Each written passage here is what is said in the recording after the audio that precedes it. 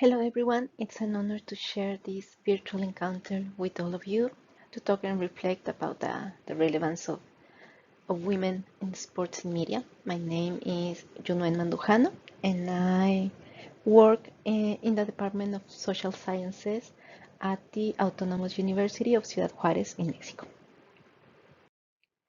My research focuses on the discourses involving Japanese female football stars. Using interpretative textual analysis of media contents produced and distributed in Japan, I explore the media representations and narratives built around Japanese female national football stars amid broader discourses of femininity, masculinity, and national identity.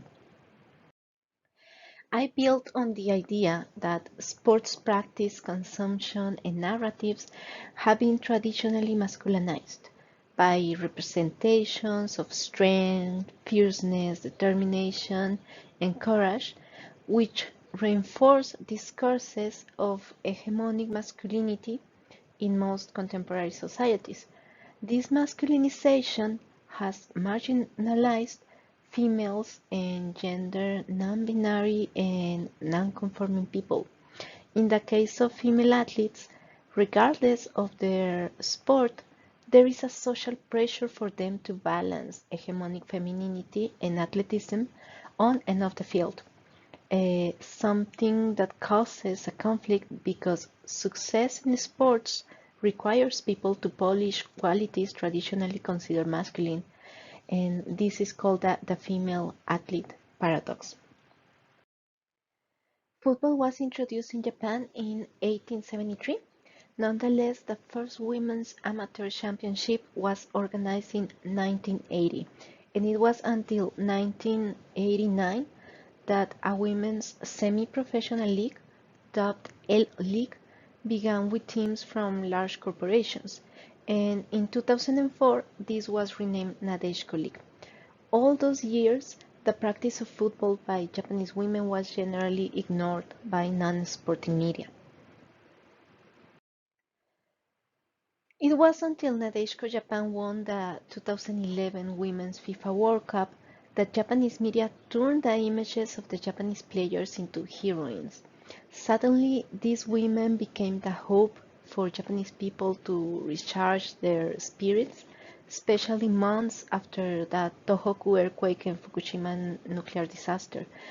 Even then Prime Minister Kan Naoto awarded the team with a People's Honor Award as a recognition for the hope, the courage, and passion that they inspired in Japanese citizens and their attitude to fight the difficulties and conquer remarkable results. Thus, female football finally attracted a relevant place in Japanese media, supporting its recognition among general society. However, the discourses related to Nadeshiko Japan are incompatible with the feminine idea the nickname implies.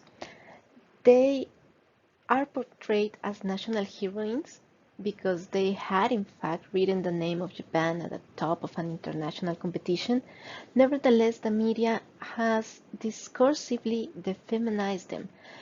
First, by focusing the narratives around them on episodes that are more congruent with Japanese traditional male spirit, like the hard work and dedication to their work, the resilience and their pride as Japanese, along with episodes that mock their lack of expected femininity. For example, their singlehood, their difficulties to get boyfriends, or how they are usually mistaken for men in daily life because of their looks. And secondly, precisely by their representation in media. In a country that possesses a fashion industry highly diversified that labels all styles, the portrayal of the members of Nadeshiko Japan always wearing pantsuits of masculine cut, non-stylized hair nor makeup is a clear masculinization of their images, particularly when they are interviewed by female announcers who represent Japanese young feminine style. Hence, the discourse around them become a paradox, a masculinized Yamato Nadeshiko. It implies a negative relation between a mentality oriented to professional achievement and femininity. In sense that the message that women who enter a field dominated by men and who put their profession over the expected female roles of wife and mother cannot be considered feminine. Certainly, they can be successful in the public sphere, but they must sacrifice their femininity, which in turn makes them undesirable for men as potential partners and for women as role models, because they are perceived as losers regarding their womanhood.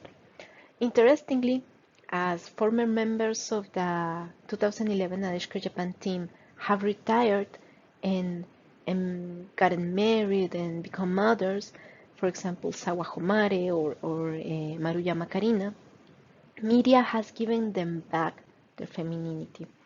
They are now presented wearing what is considered a feminine attire, and their interviews focus now on their private lives as housewives and mothers, while the references of their achievements as world champions seem to be mostly forgotten. The impact of this is that these representations reproduce a stereotype that naturalizes gender ideas about football practice into the imaginaries of younger generations.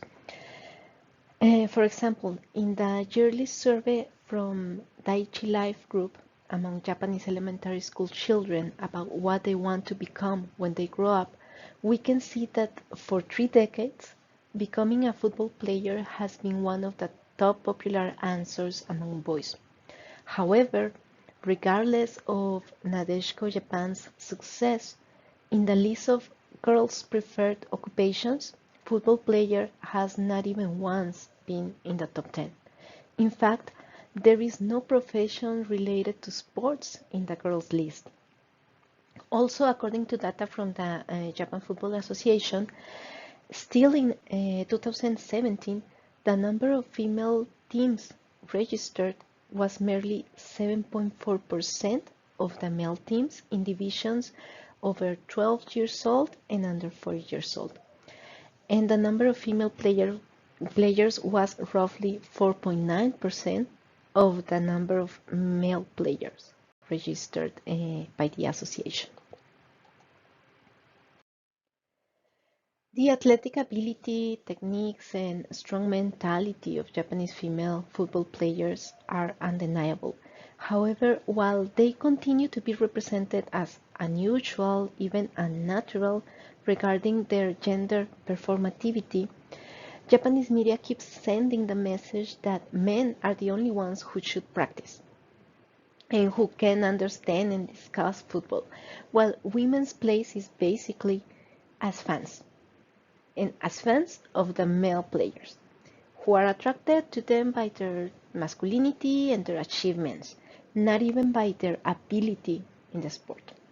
Japanese media has built strongly gendered discourses around the practice, consumption, and national football stars that have aligned with hegemonic ideologies on masculinity and femininity and function as stereotyping forces.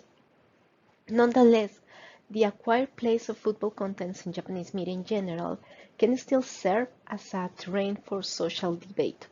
The emergence of just one football star who reaches the category of national heroine and publicly faces these discourses might start the conversation, as it has been the case with alternative identities. For example, in June 2021, previous Nadeshiko Japan member Yokohama Kumi, who moved to play in the United States, took social media to express that in the future wants to leave football and live as a man, and that while in Japan, they felt the need to hide their identity and preferences.